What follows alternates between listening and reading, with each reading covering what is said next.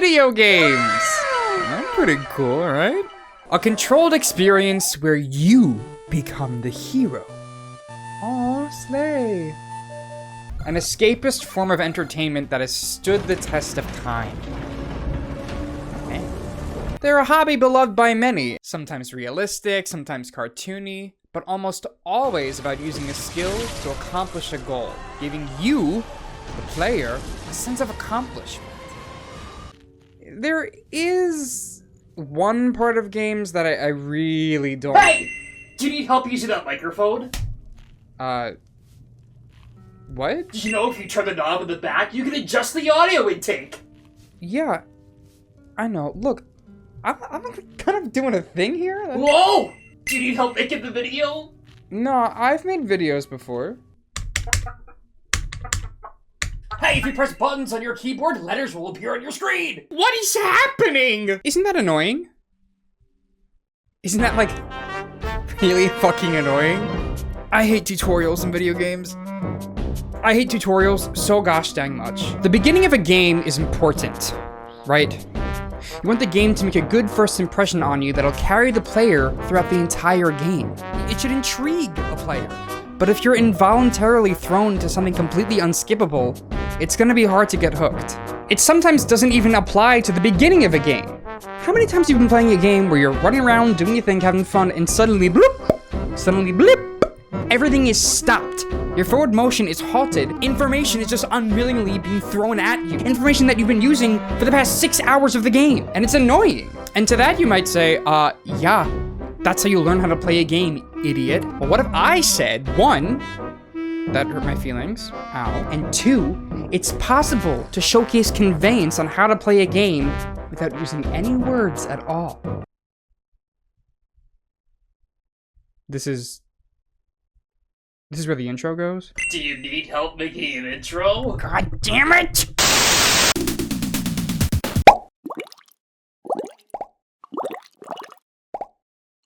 Now, when you think of a tutorial, you probably think of all the shit I hate. A how-to-play mode, or a practice mode, or an in-world character telling you how to use equipment for the millionth time. Or one of these. Now, do I hate all of these things because I'm neurodivergent and reading comprehension is hard for me? I don't think that's all of it. I hate all of these things because it feels very spoon-feedy to me. They seem to treat players as if we know nothing about modern gaming, as if this is the first time we've ever played a video game before in our lives. I mean, think of how annoying it is when you're in the middle of a playthrough and all of your forward motion is just halted. For you to press A million times to watch a mandatory cutscene, then walk 2 feet and have it happen again. There's something inherently wrong with tutorials or inside help. I guess there are some games that are required to watch a tutorial, and there are some people playing a video game for the very first time. But for the most part, these things can be made optional. Not every tutorial in every single game is optional. Or better yet, game devs could use a way to convey all of their mechanics without using any words, just by having you play the game. And there is a way to do it. Because you know what kind of video game has mastered it completely? One of my favorite genres. Platformers! The example video game we're looking at today is going to be Super Mario 3D World. Originally for the Wii U in 2013, and ported to the Switch in 2022? When did they port that? 2021. I'm telling you guys, this game teaches you so much in just the first level. So let's load it up. Let's go to the first level. Oh, first we gotta watch Bowser capture this fairy. Now, let me get this straight. It's okay when a blonde-haired, blue-eyed twink catches fairy in a bottle, but when this redhead kaiju does it, it's bad? I don't know about that. Oh my god, snatched. Alright, now let's look at Peach's dress. Great. Okay, back to the task at hand. We're seeing how Super Mario 3D World teaches us without using any words. Conveyance. Cool. Within the first seconds of the first level, you learn something. Traditional Mario platformers are played on an X and Y axis, but this is Super Mario 3D World, right? In the first seconds, we're introduced to our Z axis now. And then immediately we're dropped into this wiener-looking island. Okay, so automatically we're thrown into this very lateral plane. It's very clear where our objective is. We want to go forward. And what do we know about Mario platformers? Well, we know that question blocks give us items. And look, we see one on the horizon. And that's what we want. That's Mommy's milk. We want to go get that. So let's go. Let's run to it. And wait! What the heck was that? Did you see that? We're running to it, and whoa! A little smoke cloud, a little fart cloud comes out underneath us. See? The developers conveniently and intentionally put us in this long plane. So we are able to know that when we start running, it's going to take us a minute to reach our maximum velocity. And that cloud tells us when we've reached maximum velocity. And nobody came out and told us that. We figured it out for ourselves. All right, so that's lesson number 1. Great. Now, early on in that cutscene, we saw a clear, translucent warp pipe. Up until now, we've only seen green warp pipes in this series. So I wonder if there's anything different from... Whoa! Oh, look at that! There's coins going through warp pipes. So now we've learned Mario isn't the only character or thing that can go through warp pipes. Speaking of pipes... Your mom says hi. Get out of here. Speaking of pipes, in the middle of the level, there's this clear warp pipe and a gap. The easy choice is the pipe, right? So we go in the pipe and... Whoa! What was that up there? Is that a green star? I want that. That's new. That's shiny. It's exciting. I want that.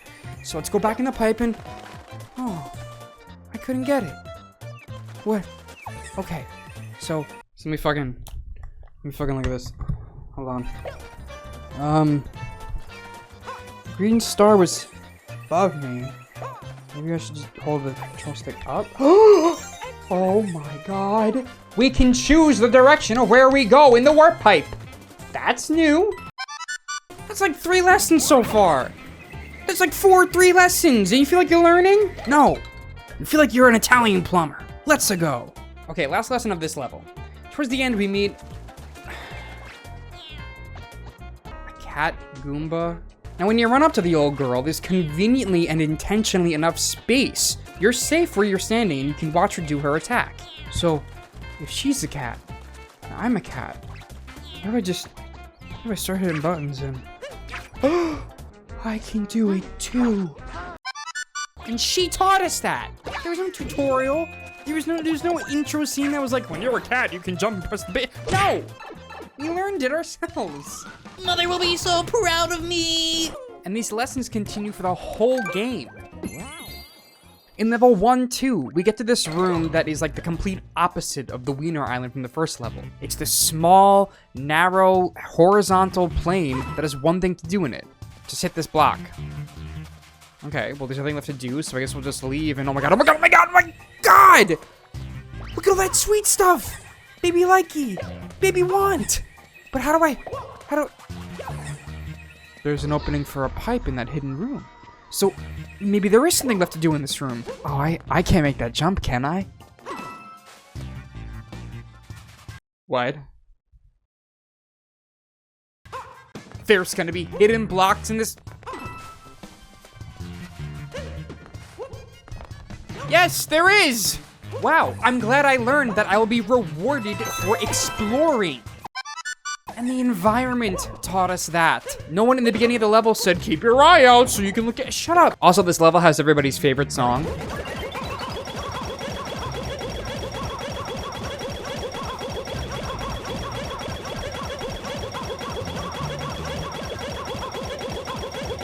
In level 1-5, there's a similar lesson like in the first level. These blocks were deliberately and intentionally put where they are, because our instinct is to go run up and get them. And the second we run up the tile underneath them, bing! Switch it, baby.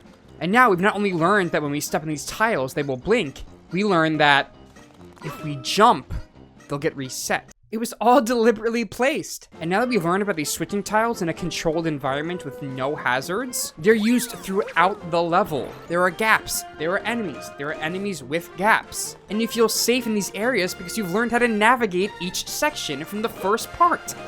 You learned it! In World 1's castle, we're immediately met with these like soccer ball things, so you know, we're smart, we're gonna interact with them, we're gonna kick them. Boom. They're bombs. I visually learned that. I learned that they're bombs. Now that we've learned safely what they are, something is once again implemented throughout the whole level as a weapon, as a means to uncover secrets, as a means to progress past obstacles, as a means to literally defeat Bowser at the end of the level, As a means to stop my ex-wife from being such a bitch. Oh, she's still gonna do that?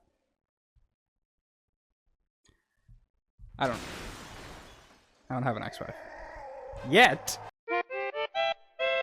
This might be my favorite one. Another perfect example of microdosing on a mechanic in the beginning of a level, then implementing it throughout, is level 3-1. Early on, the developers intentionally give us this endless question block deliberately in the path of these like moving gates. While we're jumping to get that dopamine, we indirectly learn how fast these gates move and that they are a hazard to us. Then shortly after that, we're introduced to the rest of the stage hazards this level will have to offer us. We have these falling platforms in between the moving gates, and then directly after that, there's these like marching enemies that really aren't a problem unless you're on their platform. While interacting with any one of these hazards, it is intentionally impossible to be hindered by the other two, because it's a crash course lesson to see how each hazard operates, because now the level mixes all of the hazards together. You have falling platforms mixed with gates. You have gates mixed with enemies. Then you have every single one of them together. Platforms, enemies, and gates, oh my! And you don't feel thrown to the wolves because you've already learned how they all operate earlier in the level. And how did you do that? Without a tutorial! This is probably the most famous example from this game, but in level 4-3, the entire environment is influenced by the music playing. Specifically, these blocks will change places and color every 2 measures of music. At the start of the level, you are deliberately given enough space to cross these blocks before they switch for the first time. And if you still haven't realized the mechanic, the developers place question blocks here to make you indirectly watch the blocks shift one more time. And it's their tried and true formula again. You introduce a mechanic without any hazards, then throughout the level, you start adding hazards to the original mechanic, and boom, you've learned how to play a game. Even the end of the level is cool. They show you you're about to get your biggest hazard yet, just this giant slide. Like, that's so cool. Also, my favorite item is in this game, the double cherry. That's really cool. It just duplicates your character. But then how do you know that any of the stragglers that died weren't the original Mario? And the one left standing at the end of the level is a clone. Okay, so platforms can teach us without tutorials. Mario figured it out. Platforms have figured it out. Let's go, yippee, woohoo, get the star. Like, cool. I bet you're asking yourself, so what's the point? Well, I'm here in my little bubble office with my little microphone to tell you